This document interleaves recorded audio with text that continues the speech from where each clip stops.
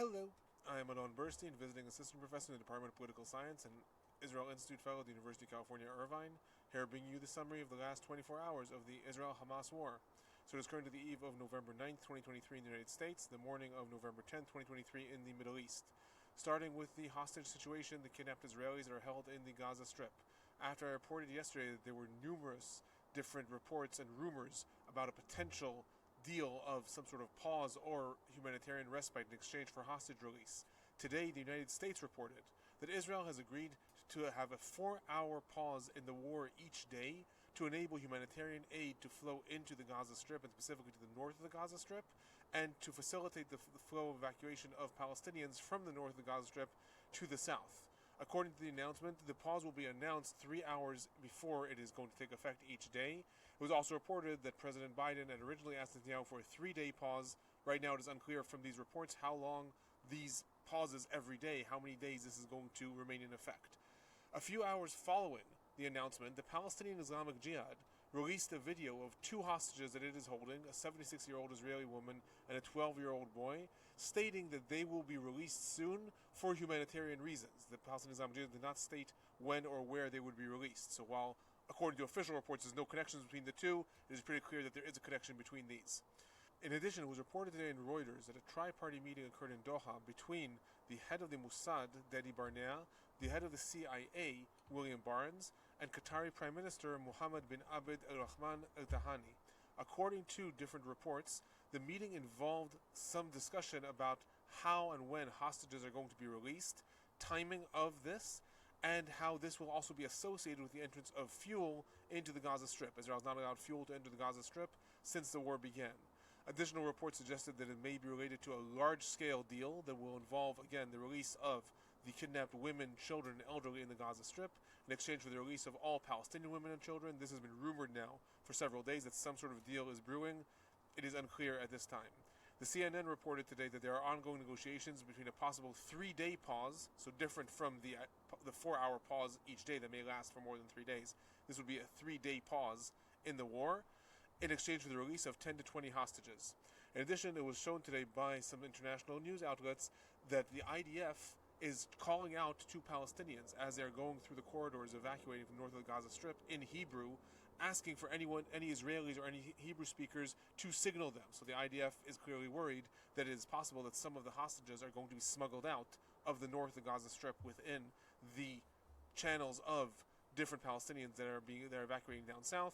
Footage today showed that the IDF is calling out on loudspeakers if there are any Hebrew speakers or Israelis to make themselves known. Moving on to the ongoing fighting in the Gaza Strip. Despite the report about these 4-hour pauses, Prime Minister Netanyahu's office today stated that the fight continues. There will be no ceasefire without the release of hostages. So Israel has not officially admitted that this is going to be part of the ongoing fighting now. According to Netanyahu's office, the fight continues. Regarding rockets and missiles that were fired in the Gaza Strip today, like yesterday, there were substantially less rockets fired today. Rockets targeted primarily the south of Israel, so the rockets that aimed towards the entire area surrounding the Gaza Strip, the towns of Patish in the western Negev, Netivot, Ashdod, and around Gan Yavne.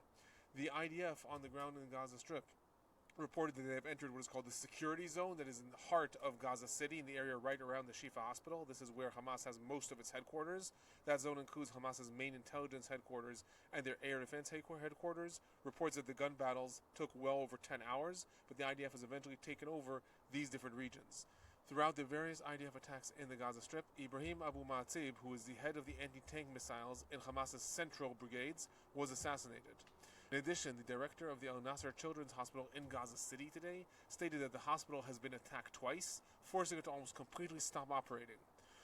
Looking a little bit more broadly, the IDF published today for the first time a tallied up sum of how many rockets and missiles have been fired since the war began. It counts over 9,500 rockets, missiles, and drones that have been fired since the war began, reporting that 3,000 of these rockets and missiles were fired in the first hours of the attack on October 7th. There are also reports in the IDF that Hamas appears to be slowing its daily firing of rockets, not because it is running out of rockets, but because it is calculating how long it wants to continue to fire rockets as the war continues. Regarding casualties, 4 IDF soldiers were reported killed in the last 24 hours, bringing the number of IDF soldiers that were killed since the ground invasion began to 38. The Palestinian Health Ministry in the Gaza Strip is reporting 10,812 Palestinians have been killed. Of these, upwards of 4,400 are reported to be minors, and there are still nearly 27,000 that are injured. Moving on to the humanitarian situation, so the Biden administration today stated that the pauses in the conflict are, and I'm quoting, a step in the right direction that will allow civilians to flee the hostile areas in the Gaza Strip. However, President Biden specifically stated that he is somewhat disappointed that it took Netanyahu so long to agree to these pauses. The IDF reported that 7,000 Palestinians evacuated through the different corridors it is maintaining. The IDF is now maintaining 2 corridors for Palestinians to evacuate down south through the Salah ad-Din Road in the main parts of the Gaza Strip, as well as along the coastline. UNRWA, the United Nations Relief and Work Agency, has requested an additional $481 million in order to deal with the humanitarian catastrophe in the Gaza Strip. Specifically, they cited the unprecedented devastation that the Gaza Strip is facing, as well as the growing needs in the West Bank. Today, the White House stated that their aspiration is to increase the flow of humanitarian trucks substantially to the Gaza Strip. They are looking to have a minimum of 150 trucks entering per day. Today, it was reported that a total of 96 trucks carrying food, water, and medical supplies managed to enter the Gaza Strip through the Rafah crossing. Moving on to the West Bank, there was substantial IDF and Shabak activity in the Jenin refugee camp throughout the entire day. 12 to 14 Palestinians were killed during these confrontations, and this involved also attacks from the sky. 20 Palestinians were arrested. According to the IDF, they uncovered weapons caches, attack tunnels, and other weapons storehouses. In addition, 3 more Palestinians were killed throughout the West Bank in confrontations with the IDF, 2 in Beit Fajar, and 1 in the Al-Amri refugee camp near Ramallah. In addition, it was reported today that in cooperation with the Palestinian Authority, the IDF is now moving 2,000 Palestinians who are originally from Gaza but have been arrested throughout the West Bank and being held in Jericho. They are now being transported back to the Gaza Strip. So these are either Palestinians who entered on October 7th, not as part of the attack, just as part of infiltrating the country, or Palestinians from Gaza that had smuggled into Israel at some one point or another and were arrested by the Palestinian Authority. They are now being transported back to the Gaza Strip in coordination with the IDF. In addition, Itamar Ben-Gvir, who is Israel's Minister of National Defense and the most hawkish figure, arguably, in Israel's cabinet, today stated, along with other MKs, that any discussion about settler violence, that is the terrorism that settlers are leveling against Palestinians, needs to disappear from the discourse. He cited specifically that settlers are defending themselves and not carrying out violence against Palestinians. Moving on to the north of Israel and the southern parts of Lebanon, there were today continuous mortar fires and rockets sent from Lebanon to the western Galilee, Shtula, and Evan Menachem areas. There were several anti-tank missiles and gunfire leveled against different IDF outposts and different Israeli towns, and a drone was launched from Lebanon into the Hardov area that was shot down. The IDF carried out several retaliations throughout a range of Hezbollah targets, these including attacking the different launch sites and infrastructures, and specifically noted that there were regions in Biranit and Yiftach that the IDF carried out substantial retaliations, and in addition that attacks were done both with artillery and different aircrafts. In addition, a drone hit a school in Eilat. Eilat is the most southern part of Israel, the most southern city. A drone landed and bombed an evacuated school in Eilat. No one was injured. After it was initially thought that this was sent by the Houthi rebels from Yemen, the IDF later reported that its origins are actually from Syria, that is the north of Israel, stating that it retaliated against the organization that sent it. So I'm going to remind everyone that a few days ago it was reported that the Iranian Revolutionary Guard had declared an area in southern Syria to be a closed military zone and was moving into the area several different militias from Iraq, possibly this is associated with that. How the drone managed to make it to the most southern tip of Israel, unclear at this time. Moving on to some of the regional developments today, there were substantial missiles and drones fired from the Houthis as well. The IDF shot down an unknown object that was later confirmed to be a ballistic missile that was headed towards the Arava area, fired from Yemen. The Houthis later claimed responsibility for firing this ballistic missile against sensitive targets in Israel, along with targeting the city of Eilat. In addition, there was a missile intercepted that was en route to Eilat, and a different drone that was intercepted en route to Eilat as well. So separate from the drone that managed to make it to Eilat, apparently from the north, these were attacks that were done from the Houthi rebels in Yemen. Moving on to some of the political and general trends that occurred in the last 24 hours. So today, responding to allegations by Walker Taruk, who is the UN Human Rights Commissioner, the White House reported that it has not seen any evidence of war crimes that Israel has committed. So the UN Commissioner had previously stated that both Israel and Hamas had committed war crimes. He specifically noted the horrors of the Palestinian groups and the attacks that they carried out on October 7th, and the fact that they were holding hostages, as well as condemning Israel's collective punishment in the Gaza Strip. So the White House reported that it has not seen any evidence of war crimes committed by Israel. In addition, Hamas announced today that Ismail Haniyeh, the leader of Hamas, has arrived in Cairo, along with the other top leaders of Hamas, Khalid Mashal and Khalil al-Khaya, and that Ismail Haniyeh met with the Egyptian head of intelligence.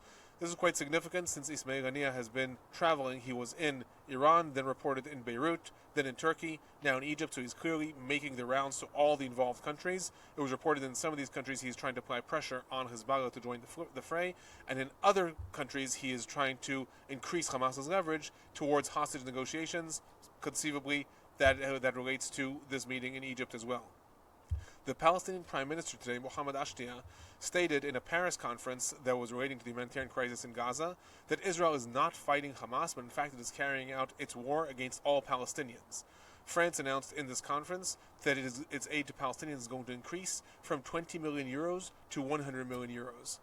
The Turkish president today, Erdogan, met with Iranian President Raisi in an economic conference in Tashkent in Uzbekistan, and they also reportedly discussed the ongoing escalations in the Gaza Strip. The Egyptian newspaper Al-Qahara Al-Akhbariya reported that the Emir of Qatar is going to travel to Egypt tomorrow to meet with the Egyptian president, and this may be associated, I remind everyone of the meeting I reported at the beginning of this summary, that is going on in Qatar between the head of the Mossad, the head of the CIA, and the Prime Minister of Qatar. So it is possible that the Emir is going to travel to Egypt as part of these ongoing developments relating to the hostages. In addition, the Jordanian and Saudi foreign ministers today met to discuss the regional escalations. Other reports relating to internal Israeli politics, Itamar Ben-Gvir, again the Minister of National Defense, stated today that Israel should not have any pauses in the war, and he cited that the war cabinet, that is the smaller cabinet in Israel as opposed to the larger government, is not authorized to decide upon this. In addition, today, Israeli Minister Yoav Ben-Tzur was the first minister to state that after the war, Netanyahu is going to have no choice but to go to elections.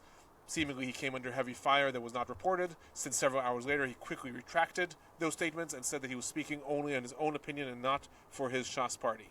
Moving on to some of the future speculations regarding what is going to happen in the Gaza Strip, the White House Special Envoy for Humanitarian Issues to the Middle East today stated, and I quote, "The future of Palestinians is in Gaza and nowhere else. We don't want to see Palestinians uprooted. They will have the ability to return to northern Gaza when it is safe." And he later added, "We see the future of Gaza as united with the West Bank and determined by the Palestinians. The two-state solution is the only way, but how we get there depends on the outcomes of this war. We have stated very clearly about two things that cannot happen. Israel cannot be occupying Gaza, and Hamas cannot stay in power." So that is, again, repeatedly what the United States is saying, that they will not want to see Israel reoccupying the Gaza Strip, but also they refuse to see Hamas continuing to stay in power. Gideon Sa'ar today, whose party had joined Israel's government after the war began, stated that, and again I'm quoting, "It is impractical to think that the Palestinian Authority in its current form, that is not even actively controlling the territory in the West Bank, will rule the Gaza Strip." Relating to what Mahmoud Abbas, the chairman of the Palestinian Authority, had said, that he will only accept the Gaza Strip if this is part of some sort of regional plan, Gideon Sa'ar stated, and I'm quoting, "He can keep dreaming." Relating to the future of the Gaza Strip, Prime Minister Netanyahu today stated in a Fox interview, "We do not want to occupy or rule Gaza. We want to give a better future to all residents of the Middle East." He later added, "For this, we need to defeat Hamas. I have not stated a deadline for this. It could take a long while." So again, as I end so far every summary, it seems that there's a lot of debate going on about the future of Gaza, but no actual plan. That is my report for the last 24 hours. I'll be back tomorrow.